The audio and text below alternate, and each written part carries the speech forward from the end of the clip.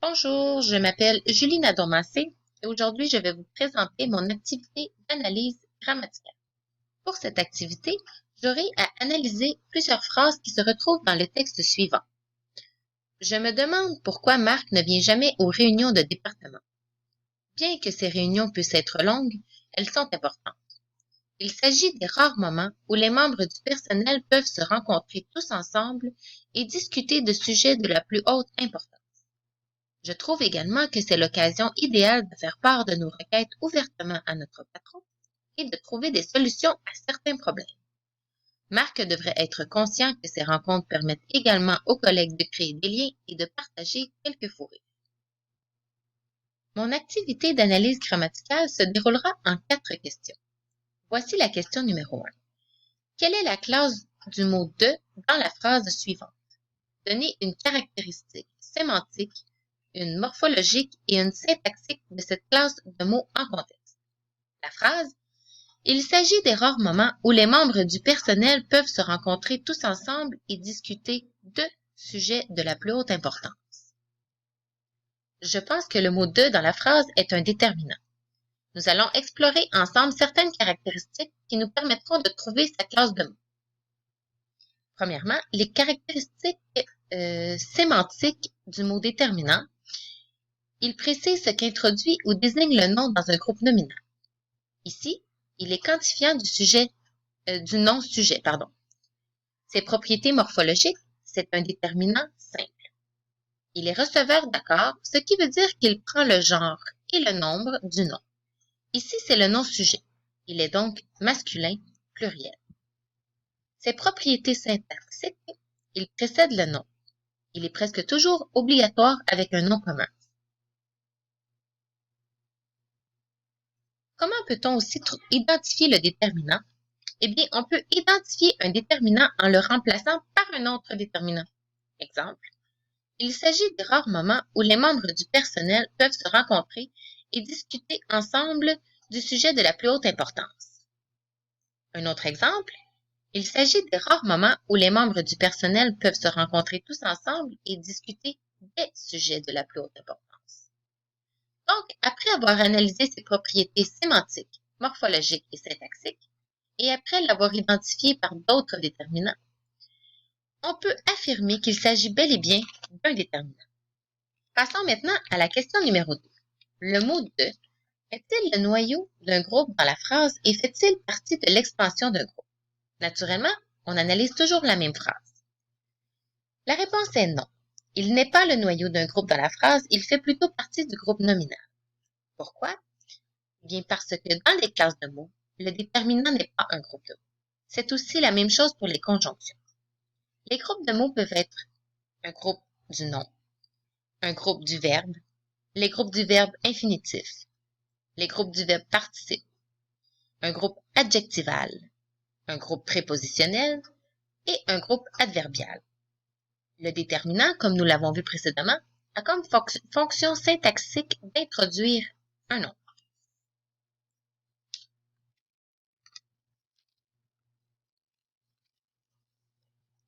Afin de trouver le groupe syntaxique auquel le mot « de » appartient, regardons tout d'abord ensemble la définition d'un groupe de mots. Eh bien, un groupe de mots, c'est une unité syntaxique non autonome dans une phrase et elle contient un noyau. Le noyau est aux commandes du groupe et il lui donne le nom de sa classe. Pour trouver le groupe syntaxique, il faut trouver le noyau et sa classe. Dans la phrase que j'analyse, le mot « de » précède le nom « sujet ». Regardons maintenant la fonction syntaxique du nom. Il est le noyau du groupe nominal. Il est souvent précédé d'un déterminant. Il peut être accompagné d'un adjectif.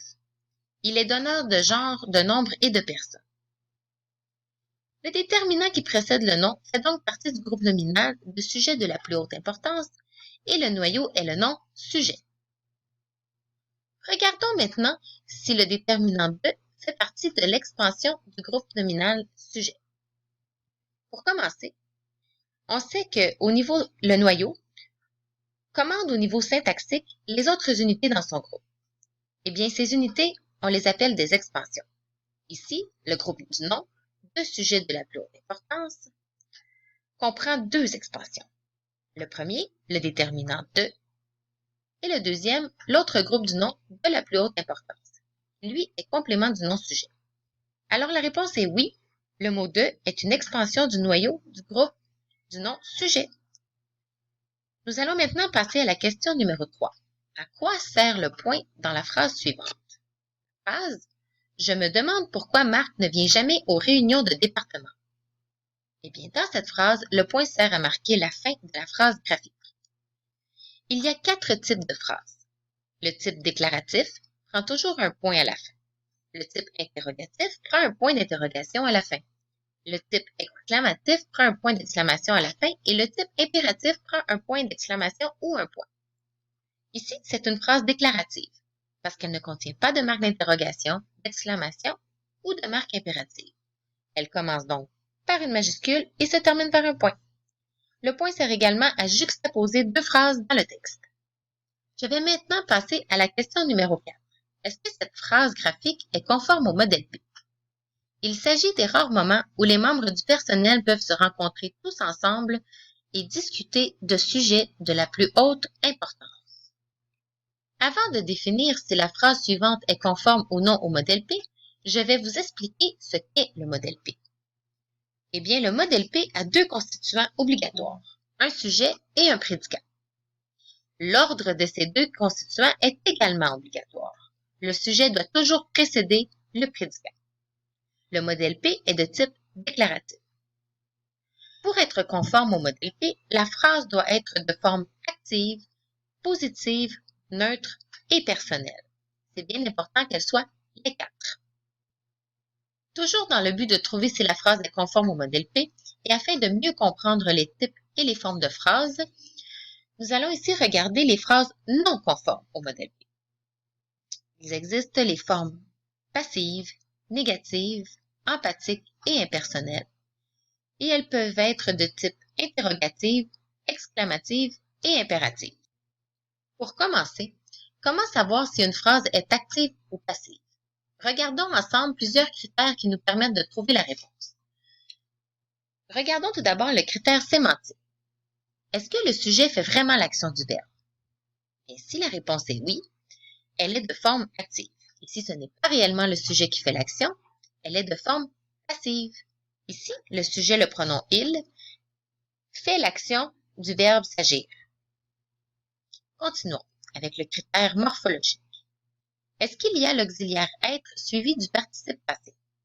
Si la réponse est oui, la phrase est de forme passive. Et si la réponse est non, alors la phrase est de forme active.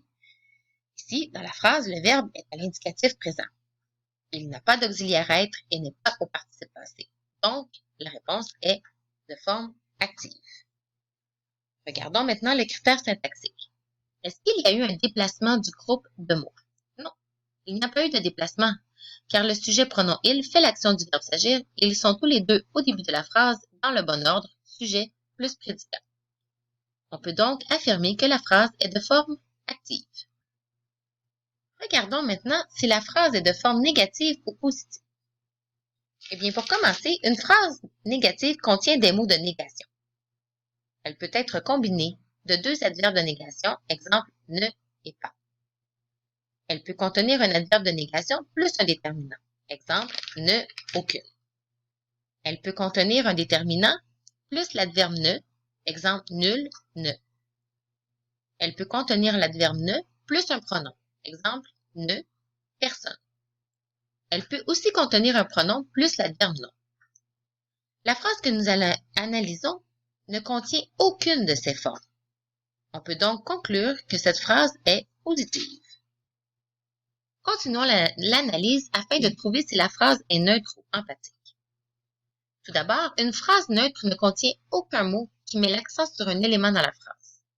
Au contraire de la phrase neutre, la phrase emphatique contient un élément qui est mis en relief. L'élément peut être mis en relief de plusieurs façons. En utilisant un marqueur emphatique, en détachant et en reprenant un groupe de mots, en détachant un groupe de mots précédemment annoncé par un pronom. Ici, nous n'avons aucun élément qui est mis en relief, on peut donc conclure que la phrase est neutre. Posons-nous maintenant la question, est-ce que la phrase est de forme personnelle ou impersonnelle? Eh bien d'abord, Une phrase est personnelle lorsqu'elle a une absence de formulation impersonnelle. Qu'est-ce une phrase impersonnelle? Eh bien, c'est lorsqu'elle est conjuguée à la troisième personne et qu'elle a le pronom il. Celui-ci ne doit rien représenter ni personne. Dans la phrase analysée, elle est conjuguée à la troisième personne avec le pronom il qui ne représente rien ni personne. La phrase est donc de forme impersonnelle. Nous allons maintenant regarder les 4 types de phrases. Il y a la phrase déclarative. Elle ne contient pas de marque d'interrogation, d'exclamation ou de marque impérative. La phrase exclamative, elle exprime une émotion, un jugement ou un sentiment. Elle a un marqueur exclamatif et elle se termine par un point d'exclamation. La phrase interrogative, elle sert à poser une question et elle se termine par un point d'interrogation. La phrase impérative sert à donner un ordre ou un conseil, elle contient toujours un verbe impératif et elle n'a pas de sujet. Dans la phrase ici, elle ne contient pas de marque d'interrogation, d'exclamation ou de marque impérative. Elle est donc de type déclarative. La réponse à la question « Est-ce que la phrase est conforme au modèle P ?» Eh bien, nous avons, avec notre analyse, vu que la phrase est déclarative de forme active, neutre, positive et impersonnelle. Donc, la réponse est non, parce que être de forme impersonnelle n'est pas conforme au modèle P. Je vous remercie beaucoup d'avoir écouté mon activité d'analyse grammaticale. Je vous souhaite, avec la bibliographie, la documentation que j'ai utilisée afin de réaliser cette activité, et je vous souhaite une excellente journée.